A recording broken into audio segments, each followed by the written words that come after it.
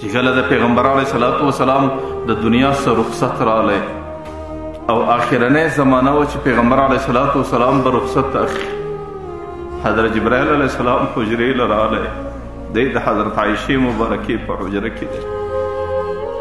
حضرت جبرائیل علیه السلام ته د الله رسول عزرائیل د باندې ولاړ دی، ملک الموت دروازه ته ولاړ دی، اجازت غواړي.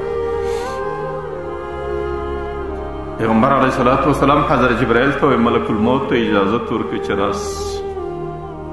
حضرت عزرائیل چې راننوتی په حجره کې ډېر په ادب کې ورته ودرېدی، ورته یې د الله رسوله چې د کومې زمانې څخه ما ته د مرګ ذمهواري راسپارل سوې ده چې زه به د انسانیت ارواحان اخلم، د ټولې مځکې پر مخ باندې ما داسې کیفیت نه دی لیدلی لکه نن چې الله تعالی ما ته دا ویل چې ورسه اجازه واخله، که بغیر د اجازته چې حجرې ته ورداخل نه سې، ما درننه د چا څه اجازه نه ده اخیستل سوې اخیستې، لیکن ستا متعلق ستا رب ده راټول چې بې اجازته چې ورننه نوځې.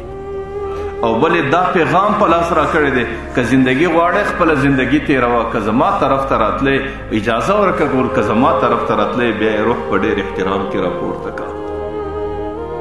ورته یې د الله رسوله تر اوسه پورې د چا سره د الله تعالی داسې معامله نه ده سوې. چې کله عزرائیل علیه السلام د مرګ پیغام راورساوی، دې وخت کې پیغمبر علیه السلام حضرت جبرائیل ته ګوري، جبرائیله څنګه فیصله وکړم، پر مځکه باندې زندگی تېره کړم که روح د اجازت ورکړم چې روح مې پورته کړي. حضرت جبرائیل علیه السلام ته یې د الله رسوله ستا اختیار دی، ستا خوښه ده، لیکن الله تعالی ستا ملاقات ته خوشحاله دی، الله تعالی دې خپل ملاقات ته. پیغمبر علیه السلام ته جبرائیله نور د یو شي فکر نه دی را سره، صرف زما څه وروسته به زما د امت سره څه کېږي، د دې فکر سره دی چې زما امت باندې بس کوم حالات راځي زما د وروسته.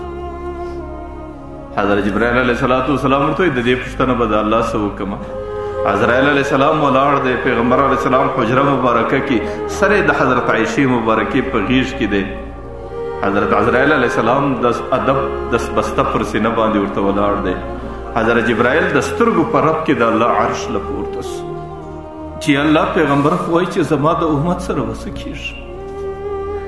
الله تعالی برته جبرائیل د سترګو په رب کې راستی چې ورته نبي ته وایه چې محمد ای زما محبوبه ستا امت زه یوازې نه پرېږدم، ستا د امت نگراني زه کوم. پیغمبر علیه السلام حضرت جبرائیل ته وایه الآن قرة عیني، اوس مې سترګې خونه کې سوې، اوس مې زړه لږ بېغمه سو چې د الله د طرفه دا خبره راغله. زه دا وایم چې دا د هغه نبي ژړا وه، دا د هغه نبي فریاد ولو، دا د هغې نبي در دعا او در ژړا قربان سئ. زما د په الله قسم که د هغه نبي ژړا نه وای، د هغه نبي دعا نه وای، نن په معاشره کې چې څوک په زنا باندې اخته وای د هغې شکلونه به تاسو په دې کوڅو لارو کې د خنزیرانو لیدلی. چې په معاشره کې څوک په سود باندې اخته وای د هغې شکلونه به نن زموږ په معاشره کې د بیزوګیانو وای.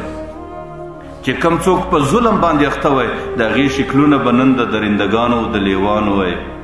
د هغه نبي در ژړا قربان سئ، د هغه نبي در دعا قربان سئ چې د هغې ژړا او دعا د دې امت متعلق وله، د هغې په خاطر باندې نن زموږ شکلونه د انسانانو دي.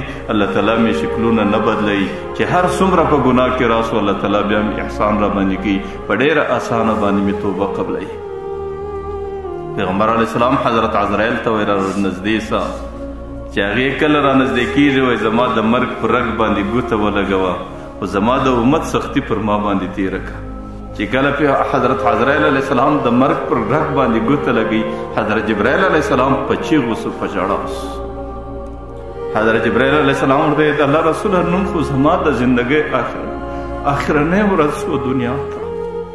د آدم علیه السلام څه ونیسې تر تا پورې، تر دې اوسه پورې هره ځل دنیا ته راتلم، ستا د وفات څه وروسته زما سلسله دنیا ته ختمه سوه، بس زما اخرنی سفر دی، بیا زه دنیا ته رسېږم. پیغمبر علیه الصلاة وسلام چې د زکندن په کیفیت کې روان سو، څه وایي دې وخت کې هم د هغې سره غم ورسره دی. ورایي الصلاة وما ملکت ایمانکم. جبرائیل ته وایي دا یوه خبره مې در امته پورې ورسوه، ورته بس د دوو خبرو غم په مخه واخئ، یو د لمانځه فکر د ځانه سره واخئ، الصلاة الصلاة. دویم وما ملکت ایمانکم، چې کوم خلک ستاسو در لاس لاندې دي د هغو سره ښه زندګي وکئ. هغه که د مزدور په شکل دی، هغه که د نوکر په شکل دی، هغه که د خادم په شکل دی، هغه که د زنانې په شکل دی، د هغې سره ښه زندګي وکړئ. پیغمبر علیه السلام دا جمله بار بار راګرځي، الصلاة وما ملکت ایمانکم، الصلاة وما ملکت ایمانکم.